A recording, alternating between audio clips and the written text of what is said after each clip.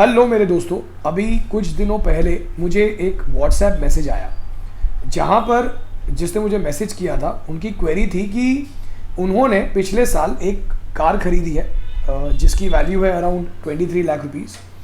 और अनफॉर्चुनेटली ये कार उन्होंने बिना प्लानिंग के ही खरीद ली थी और एक साल होने को आया है और अब वो उस कार को मेंटेन नहीं कर पा रहे हैं। कार का इंश्योरेंस, कार की पार्किंग, क्लीनिंग, ईएमआई, पेट्रोल का खर्चा उनसे अब नहीं हो रहा है क्योंकि उन पर जो है अब और बहुत ज़्यादा जिम्मेदारियां हैं। तो पहली बार मैंने ये नहीं सुना है। कई ऐसे लोग हैं जो बिना प्लानिंग के इतना बड़ा कमिटमेंट दे देते हैं और फिर वो कार को मेंटेन नहीं कर पाते हैं।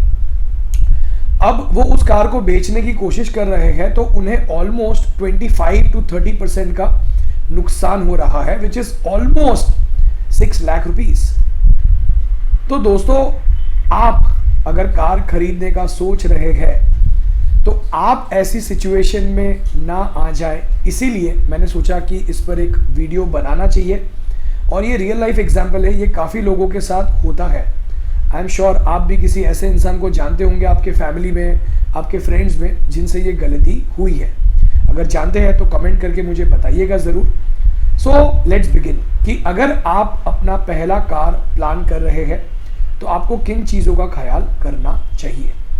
तो दोस्तों, आगे बढ़े उससे पहले मैं हूं भाविन, सर्टिफाइड फाइनेंशियल प्लानर। सो मैंने एक छोटा सा कैलकुलेटर बनाया है, लेट्स लुक एट दैट। सो सबसे पहले तो लेट्स अज्यूम कि अवीर नाम का एक इंसान है जिसकी एज है 28 ईयर्स और वो चाहता है कि वो 3 सालों बाद यानी उसकी एज 31 के होने पर वो कार प्लान करे। अब यूजुअली होता क्या है कि कार खरीदने वाले लोग ना बस इंस्टेंट डिसीजन ले लेते हैं कि हमें कार खरीदनी है और वो शोरूम में जाते हैं, कार बुक कर लेते हैं।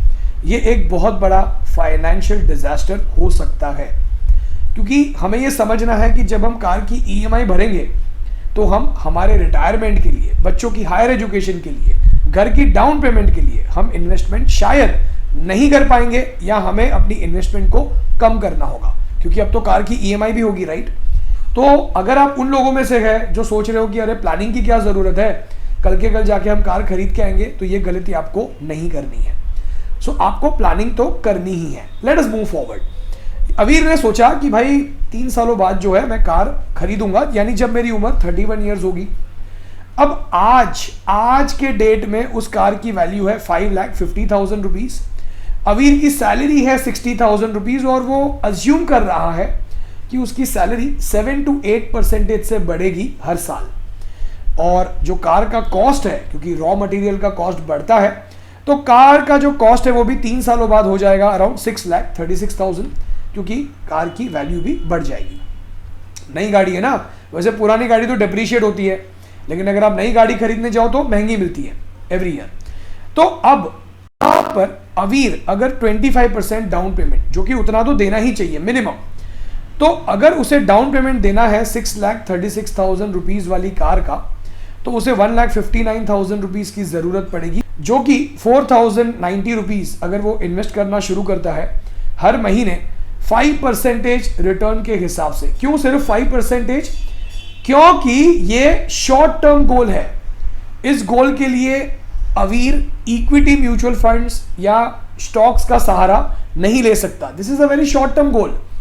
तो यहां पर उसे 4,000 या 4,100 रुपीज का जो है एवरी मंथ इन्वेस्टमेंट करना होगा और 3 सालों बाद उसके पास जो है अराउंड 20% ऑफ 6,36,000, जो कि 1,59,000 रुपीज उसके पास इकट्ठा हो जाएंगे। अब वो लोन कितने अमाउंट का लेगा? 6,36,000 माइनस 1,59,000 रुपीज, वो लोन लेगा अराउंड 4,77,000 रुपीज का 4 सालों के लिए।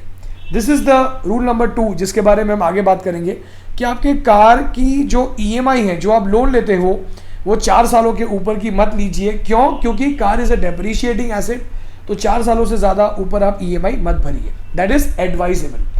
ओके, तो उसकी जो ईएमआई आएगी वो आएगी अराउंड 11,884 रुपीज। अब यहां पर ये तीनों रूल्स, जो कि 3 बेसिक रूल्स है, क्या अवीर मीट करेगा? सबसे पहले, क्या उसके कार की ईएमआई उसके मंथली इनकम की, यानी तभी उसकी इनकम कितनी होगी? आफ्टर 3 ईयर्स अगर उसकी सैलरी 8% से बढ़ती है तो उसकी इनकम होगी 75,583। क्या उसकी ईएमआई उसके मंथली इनकम के 20% या उससे कम है? तो 20% ऑफ 75,583 बनता है अराउंड 15,000 रुपीज। यानी अवीर की ईएमआई है 11,883, यानी पहला रूल तो वो मीट कर लेगा।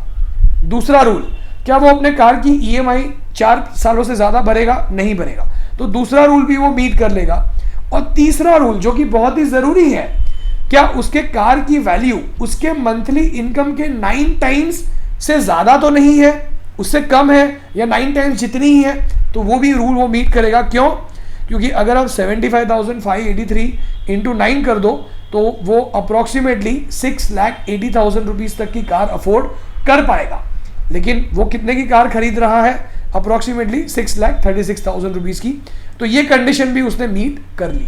तो ये केस तो बहुत ही एक आइडियल केस हो गया जहां पे कबीर ये तीनों ही कंडीशंस मीट कर पाएगा।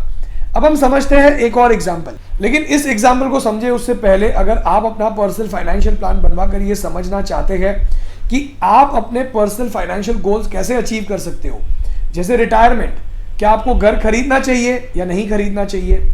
खरीदना चाहिए तो कितने का खरीदना चाहिए? आपके डाउन पेमेंट की अमाउंट कितनी होनी चाहिए? आप कितने की ईएमआई अफोर्ड कर पाओगे? क्या आपको कार खरीदनी है तो कितने की खरीदनी चाहिए? क्या आपके कार खरीदने की वजह से आपकी रिटायरमेंट पर इंपैक्ट पड़ेगा? पड़ सकता है ना, क्योंकि आप ईएमआई भरोगे तो रिटायरमेंट पे सेविंग शायद नहीं कर पाओगे। बच्चों की हायर एजुकेशन के लिए प्लानिंग कैसे करनी है, ये सारे गोल्स अगर आप समझना चाहते हो कि आप कैसे अचीव कर पाओगे, आप एक फाइनेंशियल प्लान बनवाना चाहते हो, आपकी इनकम के अनुसार आपको क्या एक्शंस लेनी चाहिए, तो आप मुझे व्हाट्सएप कर सकते हो इस नंबर पर अपना पर्सनल फाइनेंशियल प्लान बनवाने के लिए। तो let us look at one more example. अब यहां पर हम मान लेते हैं अवीर की एज है 33 इयर्स और वो प्लान कर रहा है car after may be 5 years, जब वो 38 इयर्स का हो जाएगा तब।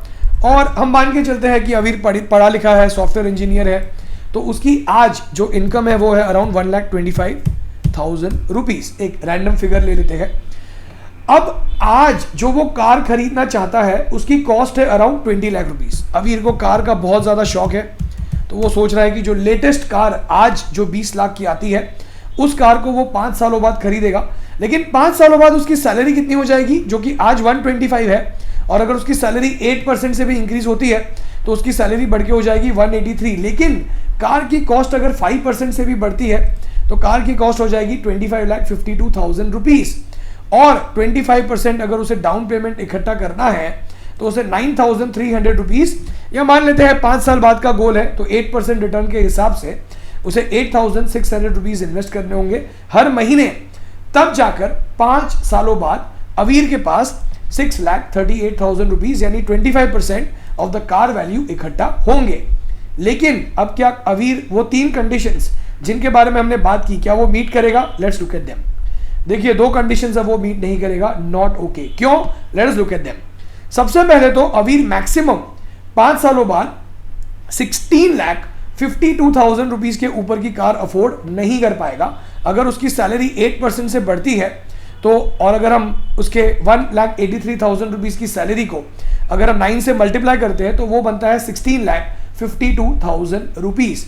लेकिन अवीर के जो कार की कॉस्ट है वो अप्रोक्सीमेटली हो जाएगी अराउंड 25,52,000 रुपीज, जो कि उसकी बजट से कई गुना ज्यादा होगा। सेकेंडली, क्या अवीर की लोन की ईएमआई उसके मंथली इनकम के यानी 1,83,000 रुपीज के 20% से ज्यादा तो नहीं है? बिल्कुल है, क्योंकि वो मैक्सिमम ईएमआई जो वो अफोर्ड कर पाएगा वो होगा अराउंड 36,733 रुपीज।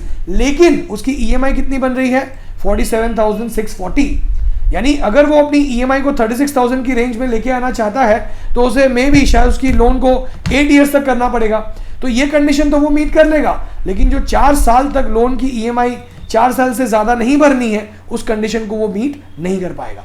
तो दोस्तों ये जो कैलकुलेटर है ये आपको एक अंदाजा देता है कि आपको कार की प्लानिंग कितने बजट में करनी चाहिए, क्या आप उस कार को अफोर्ड कर पाओगे, नहीं कर पाओगे, हाँ तो आपको क्या करना होगा, नहीं तो आपको क्या करना होगा। तो दोस्तों ऐसे और भी बहुत सारे कैलकुलेशंस होते हैं।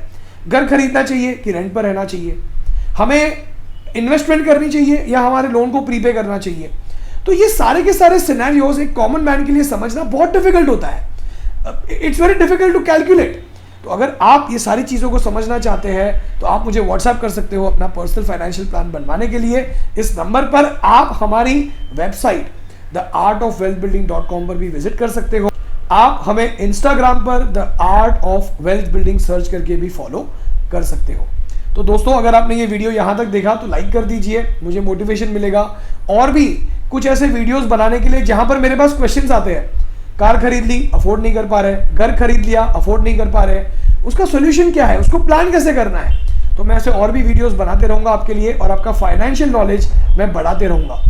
तो दोस्तों, थैंक यू सो मच आपका कीमती समय मुझे देने के लिए। इस वीडियो को यहां तक देखने के लिए लाइक जरूर कीजिएगा। चैनल को सब्सक्राइब नहीं किया तो कर लीजिए। हम हर वेडनेसडे और संडे एक वीडियो अपलोड करते हैं जहां पर हम आपके फाइनेंशियल नॉलेज को बढ़ाने की पूरी कोशिश करते हैं।